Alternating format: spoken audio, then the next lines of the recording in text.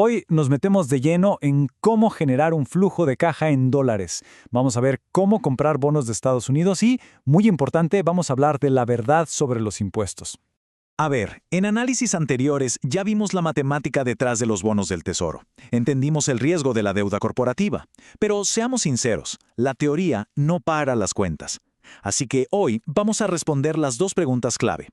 ¿Cómo compramos estos bonos desde nuestro país sin tener millones de dólares? Y lo más importante, ¿cómo cobramos esos famosos intereses en dólares mes a mes? Como siempre, una pausa rápida para recordar que todo lo que vemos aquí es con fines educativos. Esto no es asesoría de inversión ni tributaria. Cualquier decisión financiera importante debería consultarse siempre con un profesional calificado. Muy bien, ahora sí, empecemos a construir ese puente. Vamos a pasar de la teoría a la práctica. Ok, si quisiéramos comprar un bono individual del Tesoro de EEU, de esos que ya estudiamos, nos toparíamos con varios problemas. Para empezar, el costo inicial es altísimo. Se necesita bastante capital. Segundo, la diversificación es prácticamente cero. Todo el riesgo está puesto en un solo instrumento. Y tercero, la operación en sí, para un inversionista particular desde Latinoamérica, puede ser un verdadero dolor de cabeza.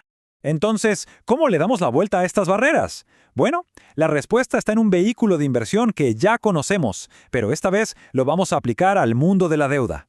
Me refiero a los ETFs de renta fija. Recordemos rapidito qué es un ETF. La mejor analogía es una canasta de supermercado. En lugar de ir pasillo por pasillo comprando cada producto por separado, uno agarra la canasta completa en una sola transacción. Un ETF es justamente eso, una cesta que puede tener cientos o miles de bonos y que se compra y se vende en la bolsa como si fuera una sola acción. Fácil. Y esto, de un plumazo, nos soluciona todos los problemas. Primero, se tiene diversificación instantánea, porque con un solo clic estamos invirtiendo en miles de deudas distintas.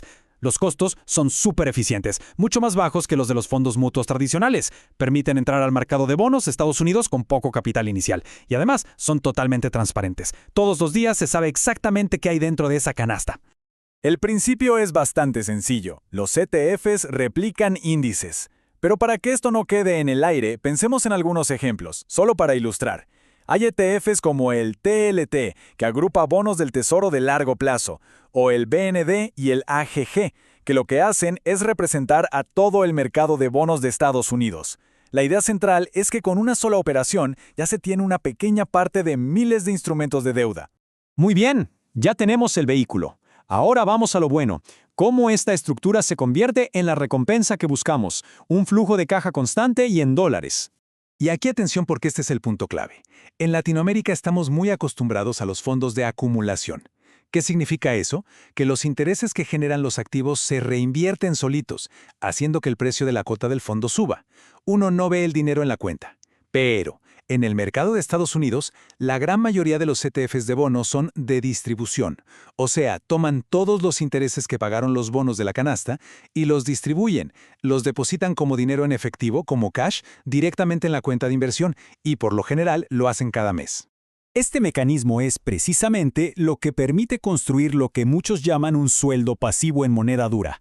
Es una manera de generar un ingreso bastante predecible en dólares, lo que es ideal para planificar la jubilación, la independencia financiera o simplemente para dolarizar una parte del patrimonio. Pero en las inversiones del mundo real, nunca todo es tan simple. Así que ahora toca hablar con seriedad y con total transparencia. Vamos a ese choque de realidad que no podemos evitar. Los impuestos. Miren, el legendario inversionista Peter Lynch ya nos lo advertía.